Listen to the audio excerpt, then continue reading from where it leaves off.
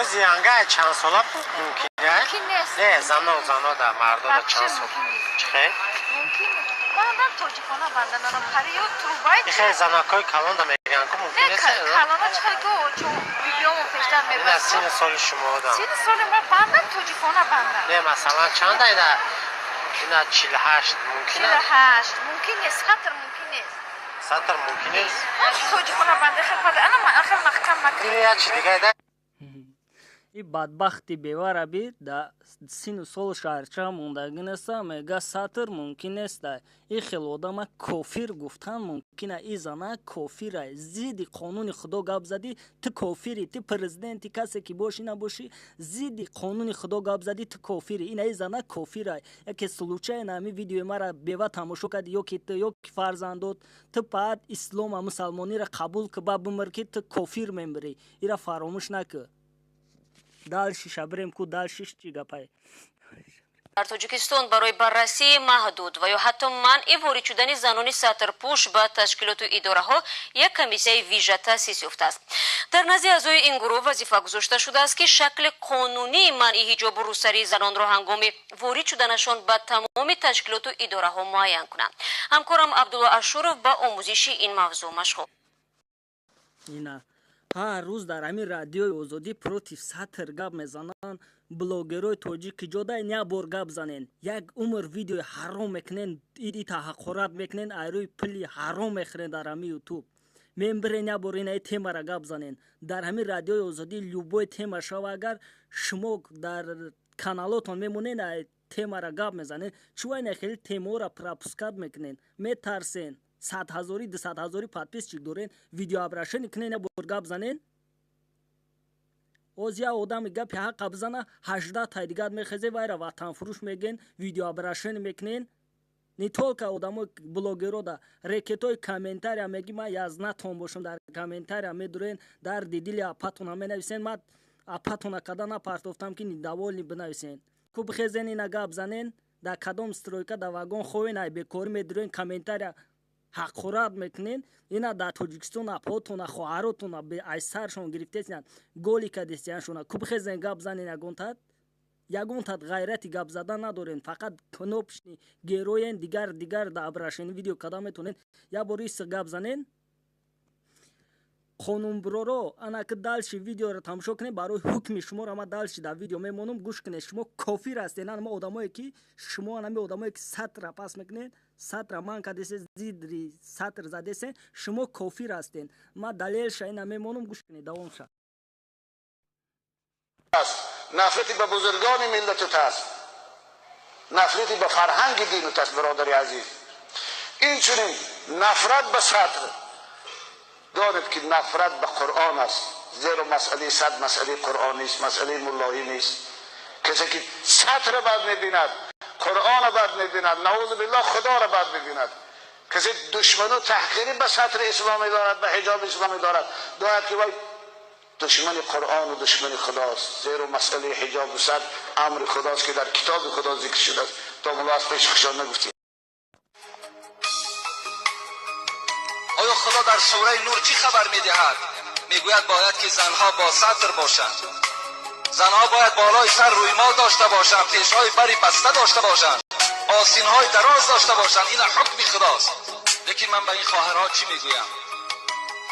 میگویم حضرت مولوی بسیار یک تسکین خوب دادن گفتن محبان خورده صدسنگی ملا اگر نمیدونم شما رو مبارز بگم نگم به ناموس بگم یا نگم خودم در همین سوال خودم در همین گپی خودم در تعجبم چون که دوستای عزیز طول 8 ماه 9 ماه میشه ما برآمد کرده استیم خود ما در چی خوف و خطر نمانده استیم خود ما در تگی بگیم که تمام سیاهی های حکومت و بیرونه و داخله که در آمده از خانه های ما و شما عرفت زنی خواهر و مادری ما و شما را میبرن ما خاموش میستیم ما ده باز نمیکنیم همون زمانی که چطوری که بر خانه های هر یک کدام ما و شما داخل شدن دیگه های ما و شما را خبر گرفتن که در خداوند امیر فرمانشان در شما پدر و مادرایی که دختراتان نمیمونن روی ما بستن میپرسد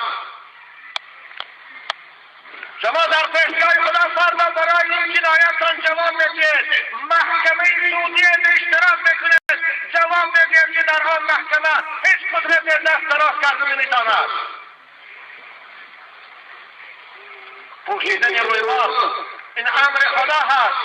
هیچ قانون، هیچ حکومت، هیچ پدر و مادر حق ندارد ضد قانون خدا قانون برارد. لا طاعة لمخلوق فی معصیة الخالق. دختران عریان گردن کسی کار ندارد. دختران فاحشه شوند کسی کار ندارد. دختر مسلمان با آداب شود، با عفت شود، با حجاب شود، قوه زور استفاده میبرند و ایستگی مگر همین است دموکراسی است. مگر آزادی وجدان، آزادی عقیده و اعتقاد همین است. ما بار هم دختری سرزنش شده رفتیم از روی سرش کشیم که چون سر رجوع بگردیم. اونها دخترهایی که به اختیار خوشان روی مال میبردن، هم نشانی اسلامی شدند، هم نشانی مسلمانی، هم نشانی لباس ملی شدند، روی تشکیل میکنند روی مالاشان هستند. از خدا نمیترسند. مگر همون عذابی که خداوند بالای امریکا داد از خدا ترسید. به خاطر یک دختر روز قیامت پروردگار 4 مرد عذاب میکند. یکم پدرشه، دوم برادرشه، سوم شوهرشه، چهارم فرزندشه. وقتی که مادر به حیا و به عفت باشد، فرزند خاموش باشد، خداوند فرزند عذاب میکند. و این حجاب هم خدا هست. این فرمان خدا است، همون خدایی که قرآن فرستاد فرمان. این همان دین است که امام اعظم پیشوای او یکی الله برای مذهبهای او همون خدا را همون دین قانون شد. بنابراین پدرای عزیز دختران را آزاد کنید. وقتی که شما میبینید اونها روی مال میبرند، خب من طرفدار آن نیستم که همون چادر سیاه باشد. همین روی مالی که مادران ما میبرند روی مال. امروز خواهرای ما روی مال در کجا میبرند؟ من بارها گفتم بعضیا خفه شدند. در روز مرده، بالای مرده در روز مصیبت روی مال میبرند، روی مال سفید ماه بار خوشرو میروند همشان. خواهرای همین روی مال در بازار هم بند میگیرید. همین روی مال در روز توی خورسندیتان هم بند ماه بار خوشرو شده. نخواست که همین سر حسن باشد. قرآن پروردگار میگه یا بنی آدم قد انزلنا علیکم لباسا یواری سوآتکم و ریشا. اما خدا میگه برای شما من لباس آفریدم، برای شما زیبایی آفریدم. این لباس در بر کنه که عورت شما را، شرفای شما را پوشاند. موی طرف شرفه هست، اما الله های خودتون پرسه در شریعت مقدس اسلام چگونه از ناف تا زانو شرفه هست، پوشیدنش فرض است. برای زن مسلمان موی طرف هم پوشیدنش فرض است. پیغمبر خدا میگه الحر عورة مستورة. زن باید تمامی بلکن از چشم مردی بیگانه پوشیده باشه، قید رو و قید دست و پاش. مگر پیش شوهرش ده، پیش پدرش ده، پیش اخو دادرش میلش درش باشد گرده، اما پوشه برایت باید لباس پوشد. اینو خدا هم کرده. تمام موجودات خداوند لباس داده. ببینه همین مرغ هم پر دارد، بدنش میپوشاند. اگر پرها شکنی سرش دهی همه چنین سرخ چگونه در نظر آدم بزرگ میشوند. انسان از خداوند براش لباس فرض کرده، پوشه تا در نظر مردم خوشبو شوند. بنابراین سطح امر خدا هست. کسی اگر قبول ندارم، پدر مادر عزیز کدام این من قبول ندارم، این نشانی عقیب موندگی از ایمان خارج میشه. شوخی نکنید. او عقیده های فلسفیه که ایمان در دل است، دل صاف باشد، دل با عفت باشد، فطرت با عفت باشد، این خطا کرده. اسلام دین ظاهری است، هم دین باطن است هم دین ظاهر است. باید مسلمان ظاهرش موافق به فرمان خداش باشد. چگونه قانون حکومت رعایت نکنیم، حکومتدارا خفه میشوند، لاش عذاب جزا میدهند مانند این قانون خدا را که رعایت کنند. بنابراین رویمال بستن این امر خدا هست. باور کنید شما قرآن را که شما گفتن، من قرآن گفتن خیلی کلیل ترجمه کردی شما خواهید غرغر بروید زان که استادش غر است. مادری که برای خودش حیا ندارد، مادری که برای خودش شرم چی بودنش نمیداند، مادری برای خودش سطر نمیداند و هیچگاه برای شما دختری با حیا تربیت نمیکنه، برای شما فرزندی با آداب تربیت نمیکنه. بنابر رسول اکرم به جوانهای امتشان ترغیب کرده گفتند علیکم بذات الدین و فی روایت فاظفر بذات الدین تریبت یداک. من به شما بچه های جوان تاکید میکنم، بچه های خوش زنگیر تاکید میکنم، خواه آینده فرزنداتون با آداب شود، با حیا شود، خواه که زنهاتون براتون وفادار و با آداب شود، دخترای با حیا و با عفت بزنی گیرید، دخترایی که سر لوز میگردن کرتی آستین کلته میکنن اونها رو بزنی نگیرید، زیرا که نمیتونند برای فرزندی آینده شما مادر شدن. پدرای عزیز،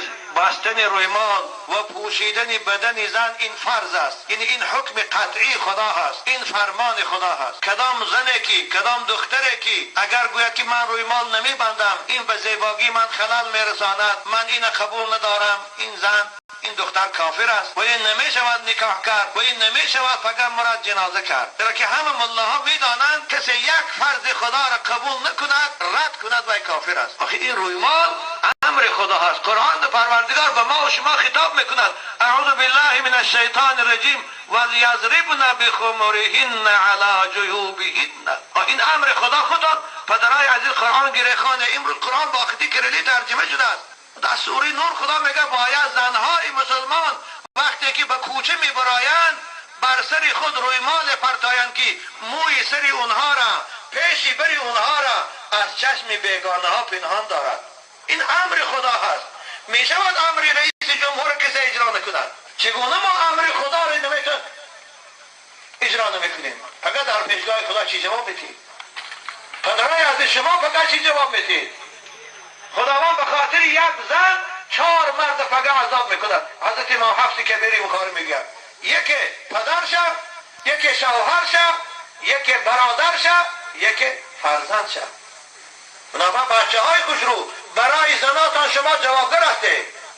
امروز زنهاتان سری لج میگردد، کرکی آستین کلته میپوشد، پیشی برش لج در کوچه میگردد، شما برای و فقط جواب میدید. شما چگونه مرد هستی من نمیفهمم، اما من مرد هستم.